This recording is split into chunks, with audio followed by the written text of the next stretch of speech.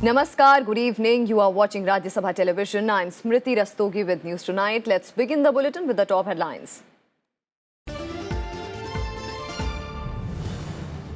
The end of an era in Tamil Nadu politics as DMK patriarch M. Karunanidhi is laid to rest in Chennai. Thousands accompany the funeral procession to Marina Beach. Prime Minister pays tribute to the late leader at Rajaji Hall.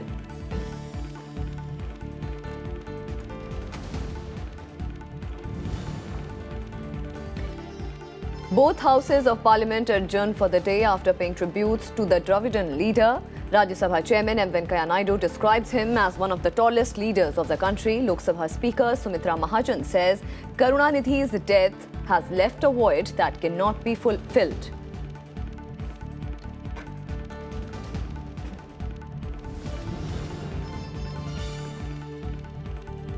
Contest between NDA candidate Harivansh and opposition nominee B.K. Hariprasad for the post of Rajya Sabha Deputy Chairman.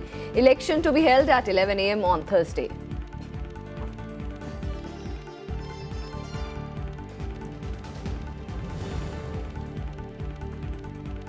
Supreme Court to constitute committee chaired by a retired judge on the issue of jail reforms and suggest measures to deal with issues in jails.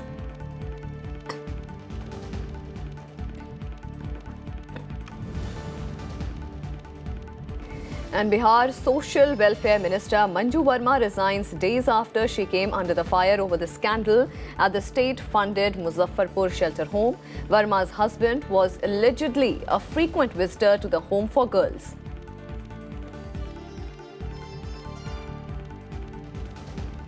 Our top focus tonight, DMK patriarch M. Karunanidhi was laid to rest at Marina Beach next to his mentor C.N. Annadurai.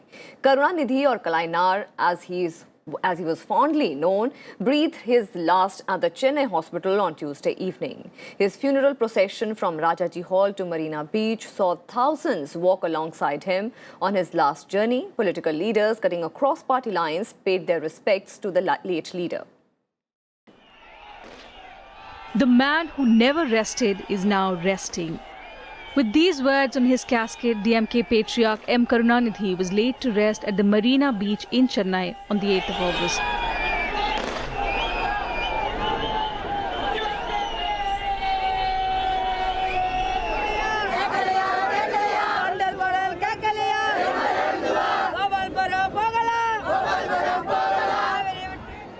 Thousands of supporters gathered on the streets of Chennai to pay their last respects to the mass leader, prolific thinker and accomplished writer.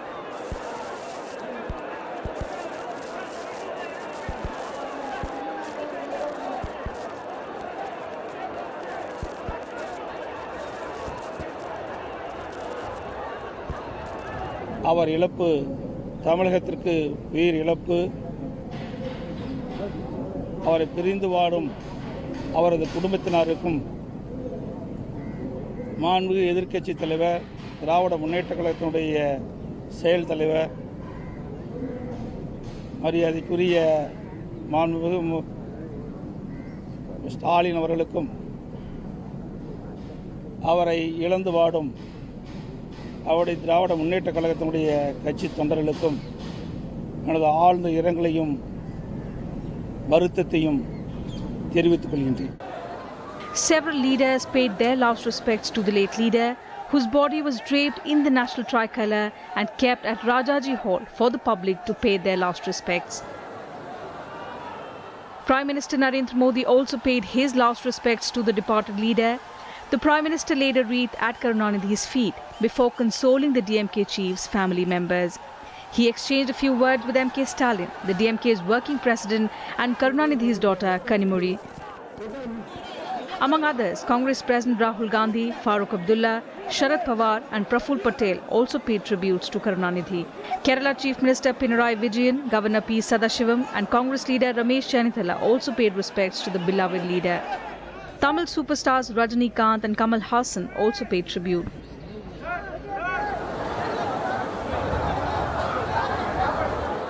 It's an end of an era, not just in Tamil politics, but also at the national level. As the last of the pillars of Dravidian politics departs, the writing is on the walls of Chennai and everywhere else in Tamil Nadu, that will there be anybody else who emulate such a glittering career as that of M. Karunanidhi? Both houses of parliament were adjourned on Wednesday after making obituary references to the late DMK stalwart. After remembering the leader, members of both houses stood in silence for a few moments. Honorable members, I refer with profound sorrow to the passing away of Dr.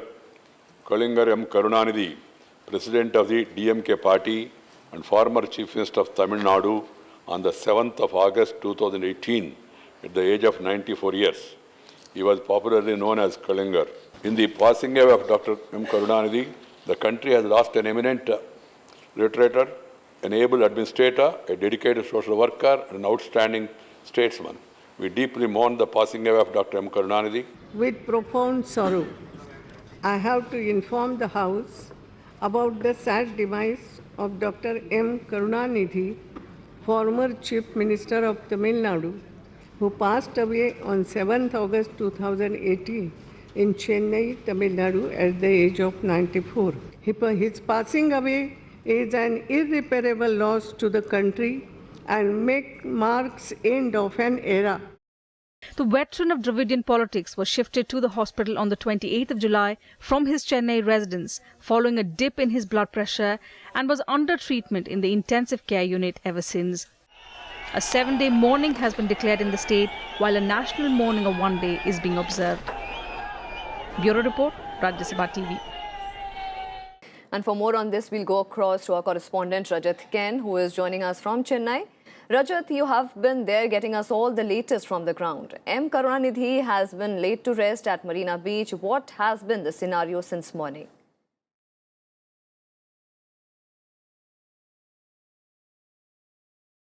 Well, Smriti, ever since the morning, Chennai has been wearing a somber look as we landed in the morning at 10. I asked the driver whether the roads to and through the airport are usually this quiet. They said no, this is this mark of respect for their favorite Kalainar.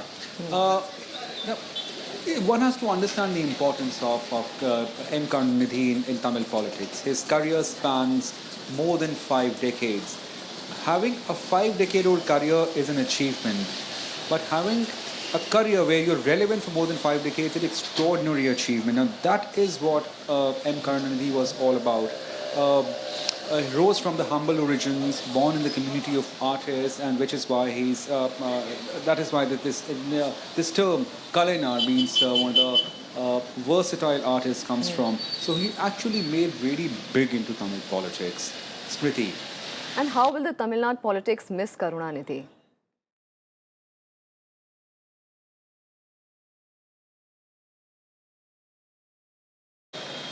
Right. Tamil Nadu politics will miss Karunanidhi. He is one of the last pillars of the Dravidian politics to have departed today. And just right behind me, although it has begun raining, and you can see people. I mean, there is still a lot of traffic here. A lot of cars are being queued up here. People are still inside the Anna Memorial, where Karunanidhi was given a state funeral, and he was finally laid to rest this evening. So it was a jam-packed sort of environment, and one could gauge or fathom the kind of depth or what Karunanidhi had in this politics, and similar sort of void he's leaving as he departs today. Now, the question today before everyone, for that matter, the DMK or the general public, is whether Stalin would be able to carry forward the legacy of his father. Remember one thing, in DMK, currently the issue of succession is more or less settled, as Stalin would be succeeding his father. He's currently working president, and in days to come we'll see a formal coronation if there is no real threat, or for that matter, no real upheaval within the DMK fold. So, as far as Stalin goes, there is no. He has his eyes set that he would be leading this party, but can he actually bring DMK to power? That is a question, because DMK have to come back to power to reinforce the kind of structure what Karunanidhi had created for the party. And it's not just Tamil Nadu. I mean, DMK was a pivotal Tamil party at the center as well. I mean, right from the mid-80s, ever since the surge of coalition politics, we have seen DMK being part of important governments, be it National Front government in mid-90s, and then NDA 1 led by Atal Bihari Vajpayee, and then UPA 1 and UPA 2 led by Dr. Manmohan Singh of Congress. So clearly, Karunanidhi's departure is a big void for Tamil Nadu as well as for the national politics as well. Thank you so much, Rajat, for joining us and giving us all those details from Chennai. Remember, DMK patriarch M. Karunanidhi was laid to rest at Marina Beach next to his mentor, C.N. Annadurai. Karunanidhi, or Kalainar, he was fondly known. He breathed his last at the Chennai hospital on Tuesday evening. A funeral procession was carried out from Rajaji Hall to the Marina Beach, which saw thousands of people accompanying the convoy. The DMK patriarch was buried at Anna Square Memorial. Senior political leaders like Congress President Rahul Gandhi, Andhra Pradesh Chief Minister N. Chandrababu Naidu were also present at the burial ground for the funeral. The Tamil Nadu government has announced a 7-day mourning in his honor.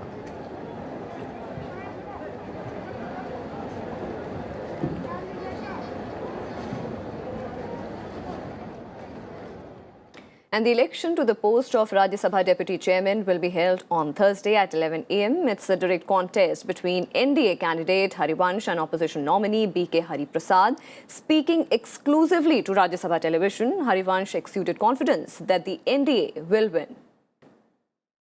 You are the candidate of the NDA. How are you placed with your numbers? How confident are you that numbers are going to be in your favor? मैं NDA का उम्मीदवार हूं और NDA को बहुमत है। आपने देखा कि सरकार चलाने में कई महत्वपूर्ण बिलों पर किस तरह एनडीए को कामयाबी मिली है। हम आश्वस्त हैं कि हम बहुत अच्छी तरह जीतेंगे। Sir, also there were reports that the JDU has spoken to the BJD for extending the support. हम लोग एनडीए में हैं, सब मिलकर काम करते हैं। यह अगर ऐसा अनुरोध हुआ है तो यही काम करने का हिस्सा है। Sir, the opposition today claimed that the government did not reach out to them for a consensus candidate, otherwise they would have thought over it. इसका उत्तर हमारे माननीय संसदीय राज्य मंत्री विजय गोयल जी ने दिया कि वो लगातार सबसे संपर्क में थे, पर विपक्ष ने पहले से तय किया था कि हमें कोई प्रत्याशी उतारना। So lastly, how confident are you of your victory? 100%. Absolutely. All the very best. Thank you so much for talking to Rajya Sabha Television. Reporting from Delhi with camera person Sanjay, I'm Kriti Mishra for Rajya Sabha Television. And speaking exclusively to Rajya Sabha television, opposition candidate B.K. Hariprasad said that in democracy it is important to contest. Let's listen in. You are the joint candidate of the opposition, but do you think that the numbers are stacked in your favor? Well, when the joint opposition leaders have jointly taken a decision to field a candidate from our party, and it's a great honor, and without the numbers, whether we have numbers or not, that's secondary for us, but in a democratic setup, it is the elections are must, and we tried for a consensus. The government should have tried for a consensus when they have not done for the past 4 years. The joint opposition has jointly decided to field me as a candidate. So is it just a symbolic election because the government has underscored the need time and again for a consensus candidate? Always the government after 2014, we have not seen any decision which was taken with consensus. Here also they want to fight, and that's fair enough. In democracy we'll have to fight election, we are fighting. And also, are you trying to reach out to other parties, other political parties for their support? All my senior leaders in the party and even opposition leaders, or senior leaders are talking to all the political parties to support the joint opposition. Thank you so much for talking to Rajya Sabha Television. All the best. Reporting from Delhi with camera person Sanjay, I'm Kriti Mishra for Rajya Sabha TV. And in an exclusive chat with Rajya Sabha Television, MOS Parliamentary Affairs Vijay Goyal said that NDA's unity would be exhibited before all those who are trying to find chinks in the alliance. Mr. Harivansh is NDA's nominee for the Deputy Chairman of the Rajya Sabha. Now, many are saying that this move is to keep the allies in good humour by the government. I think all of the allies are with us only, and comfortably we will win this election tomorrow.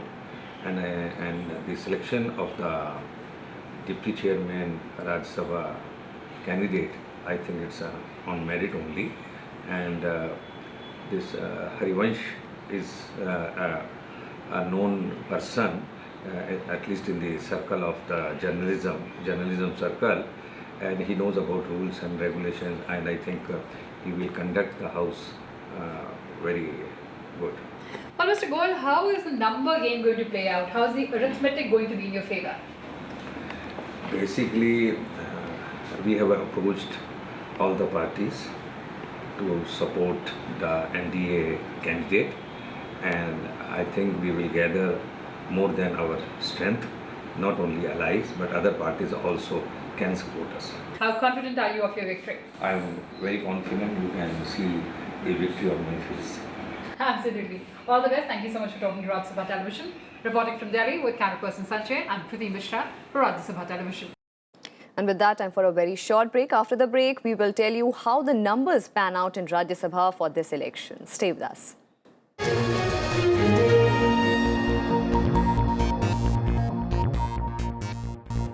Welcome back. Remember, the elections to the post of Rajya Sabha Deputy Chairman will be held on Thursday at 11 a.m. It's a direct contest between NDA candidate Harivansh and opposition nominee B.K. Hariprasad. Take a look at how the numbers pan out in the upper house.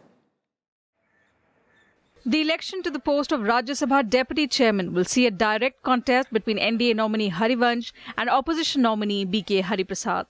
Both the ruling NDA and the opposition camp have given notices on behalf of their respective candidates.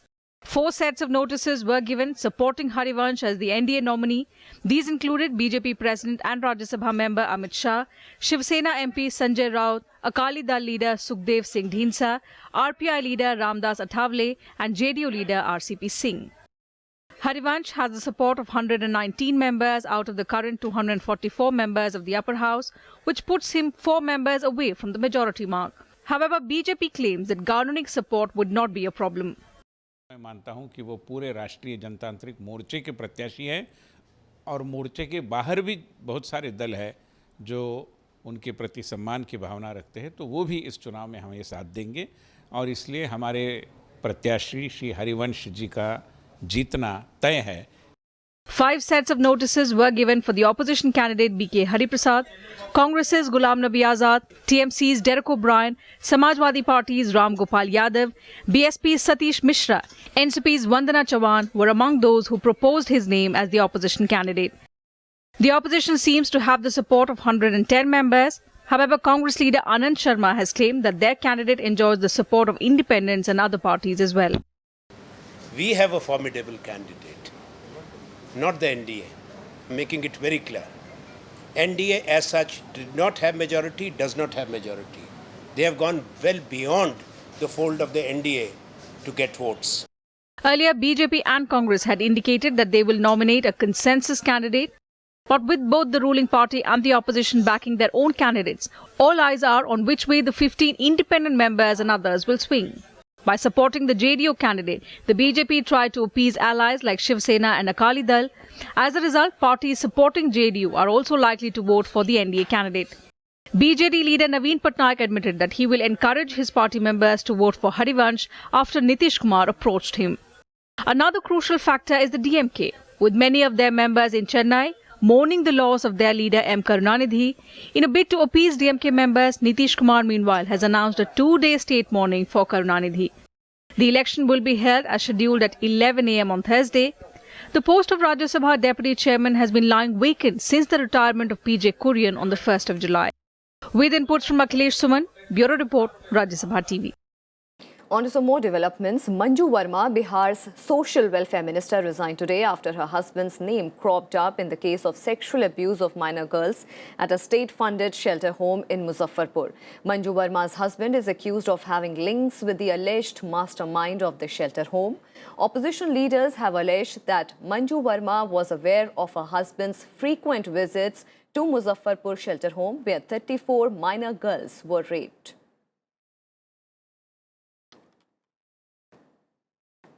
The Supreme Court will constitute a committee to look into the problems in the jails and suggest reform measures. The top court said the Committee for Prison Reforms will be headed by a retired judge and officials from the Government of India, and it will also look into the conditions of women prisoners across the country. The court is hearing a matter relating to inhuman conditions prevailing in over 1,300 prisons across the country, and earlier this month it had expressed displeasure over irregularities in prison inspection and improper utilization of funds.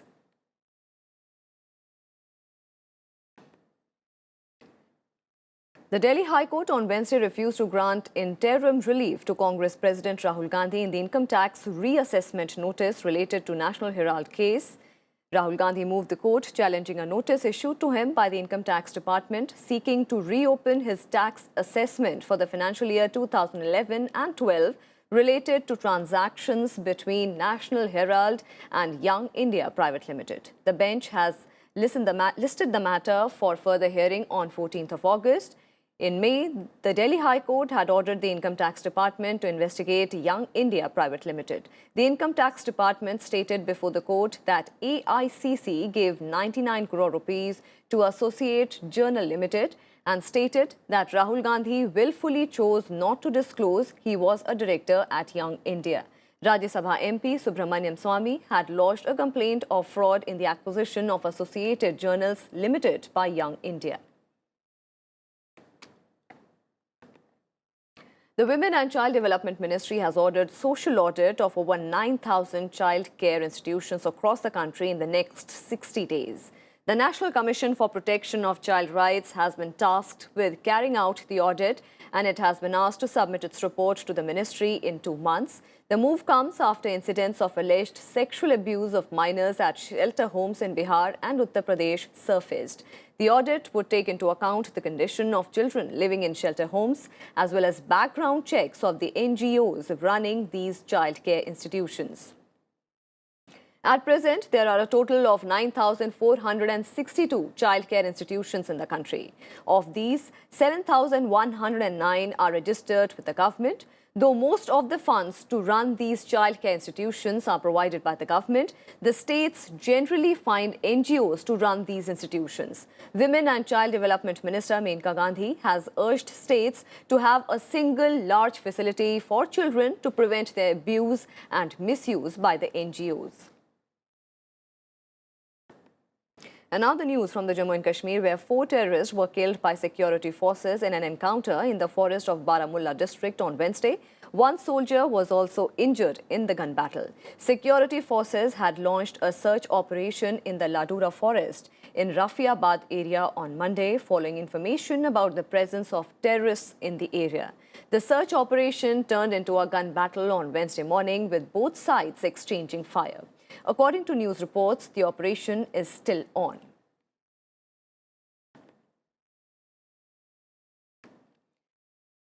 The International Monetary Fund on Wednesday said that the macroeconomic outlook for India for 2018 and 19 financial year is broadly favorable. According to IMF, India is on the track to hold its position as one of the world's fastest growing economies as reforms start to pay off. IMF predicts that GDP growth rate will rise to 7.3% in the present financial year and 7.5% in 2019 and 20. Current account deficit will also widen to 2.6% of the GDP. The IMF has also predicted that growth in merchandise exports will be strong at 13.2% this financial year. If this happens, it will be the highest rate of growth in exports since 2011 and 12. This increase in growth is expected to lead to a rise in consumer price inflation to an average of 5.2% this fiscal. And that's all we have for you in this edition of News Tonight. For more news and updates, keep watching Rajya Sabha television.